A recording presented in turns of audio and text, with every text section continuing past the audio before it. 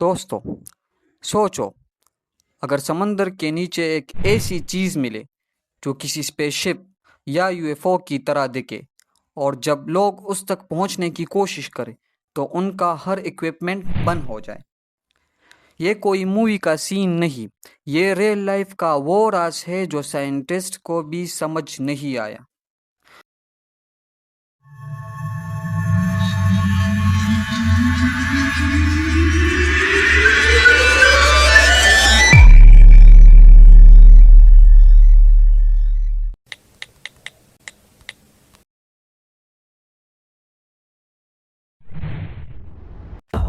آج ہم بات کریں گے بالٹک سی انوملی کی، ایک ایسی ڈسکوری جو دنیا کے سمندر کی سب سے بڑی مسٹریز میں سے ایک ہے۔ دوستو، یہ کہانی ہے جون 2011 کی۔ ایک سویڈش ڈائیونگ ٹیم تھی جس کا نام تھا اوشن ایکس ٹیم۔ یہ ٹیم نارملی ٹریجر ہنٹنگ کرتی تھی، یعنی سمندر کے نیچے ڈوبی ہوئی شپس، وائن بیرلز، گولڈ کوئنز یا کوئی ویلیویبل چیزیں ڈھونڈتی تھی۔ اس دن وہ بالٹک سی کے نارتھ پارٹ میں تھی۔ بالٹک سی یوروپ کے نارتھ میں ہے اور یہ سویڈن، فن لینڈ، رشیا اور جرمنی کے بیچز کو ٹچ کرتا ہے۔ جب انہوں نے اپنا سونار سکینر آن کیا جو اوشن کے فلور کا امیج بناتا ہے تو انہوں نے دیکھا ایک بہت بڑی، راؤنڈ اور عجیب سی سٹرکچر ان کے اسکرین پر دکھ رہی ہے۔ لیڈ ڈائیور پیٹر لینڈبرگ اور ان کا پارٹنر ڈینس ایسبرگ شاکڈ رہ گئے، کیونکہ یہ کوئی نارمل راک نہیں لگ رہی تھی۔ اس کا شیپ بالکل پرفیکٹ سرکولر تھا، سائز آلموسٹ 60 میٹرز یعنی 200 فیٹ وائڈ تھا۔ یہ اتنا بڑا تھا کہ اگر آپ ایک کرکٹ اسٹیڈیم امیجن کر لیں تو اس کے جیسا تھا۔ ان کا سونار امیج کلیئرلی دکھا رہا تھا ایک سرکولر ڈسک جیسا سٹرکچر جو اوپر سے تھوڑا ڈوم جیسا تھا۔ اس کا شیپ بالکل ملینیم فالکن، سٹار وار اسپیس شپ کی طرح لگ رہا تھا۔ اس کے پیچھے ایک لانگ ٹریل یا اسکیڈ مارک تھا جو لگ رہا تھا جیسے کوئی آبجیکٹ سلائڈ کر کے آیا ہو اور یہاں رک گیا ہو۔ جب ٹیمز نے ڈیسائیڈ کیا کہ وہ اسکوبا ڈائیونگ کر کے اسے دیکھے تو ان کا سرپرائز اور بڑھ گیا۔ اس سٹرکچر کی سرفیس بالکل سموتھ تھی، راک فارمیشن میں جیسے کریکس، ایلگی یا نیچرل ویئر ہوتے ہیں وہ نہیں تھی۔ اس پہ 90 degree angles, small whole type designs اور پرفیکٹ کرو بنے ہوئے تھے۔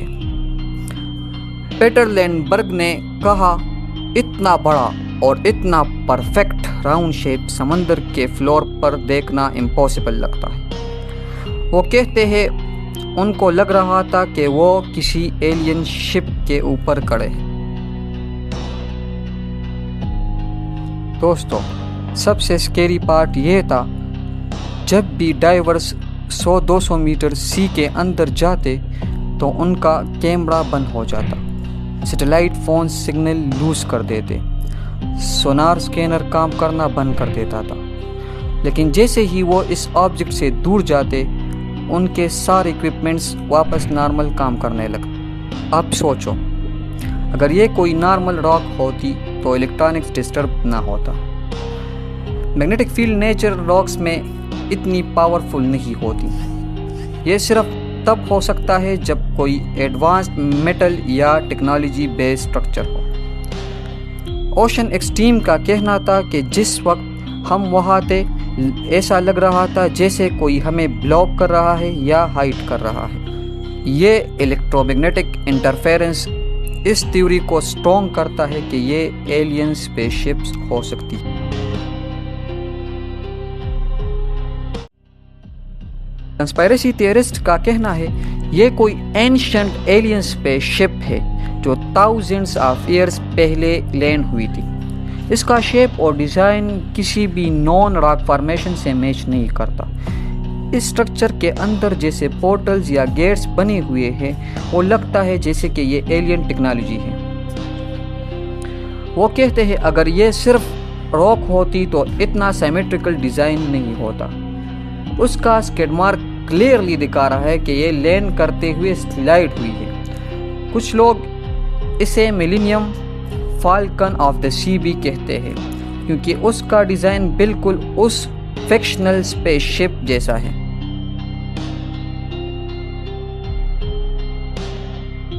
لیکن فرینڈز، کچھ سائنٹسٹ کا ماننا ہے یہ ایک نیچرل راک فارمیشن ہے جو آئس ایج کے ٹائم پہ بنی ہے۔ جب گلیشیئر موو کرتے ہیں تو وہ ہیوی راکس کو ڈریگ کر کے لے کر جاتے ہیں اور ان کے موو کرنے سے اسکیڈ مارکس بن جاتے ہیں۔ اسٹاک ہوم یونیورسٹی کے جیولوجسٹ والکر بروکٹ کا کہنا ہے جو سیمپلز لیے گئے ہیں وہ ولکینک راکس ہے جو گلیشیئرز کے تھرو آئے ہوں گے، لیکن پرابلم یہ ہے بالٹک سی میں ولکینک راکس نارملی نہیں ملتے۔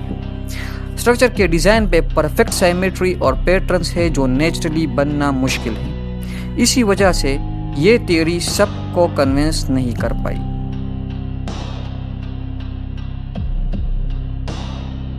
کچھ لوگ کہتے ہیں یہ کولڈ وار کے ٹائم کا سیکرٹ ملٹری ایکوپمنٹ یا انڈر واٹر بیس ہے۔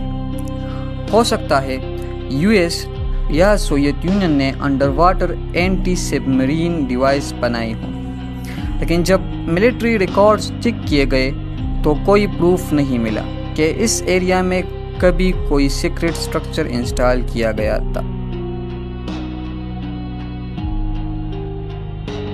ڈائیونگ ٹیم نے ایک اور حیران کر دینے والی بات نوٹس کی۔ اس سٹرکچر کے آس پاس بلیک پاؤڈر جیسا ریزیڈیو تھا۔ جب اس کا لیب ٹیسٹ کیا گیا تو اس میں میٹل آکسائڈ اور برنڈ آرگینک کمپاؤنڈز ملے۔ اوشن ایکسٹریم کا کہنا ہے یہ ایسے ریزیڈیو ہے جیسے انجن برن یا ہائی ٹیمپریچر ایفیکٹ ہوتا ہے، لیکن کوئی سائنٹسٹ کنفرم نہیں کر سکا کہ یہ ریزیڈیو کہاں سے آیا۔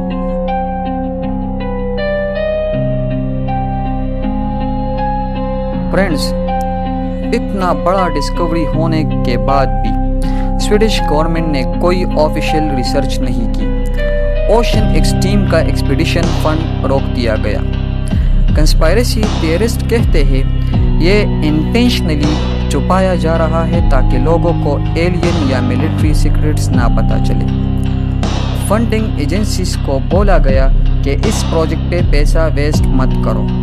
آج تک کوئی سائنٹیفک ٹیم وہاں واپس نہیں گئی۔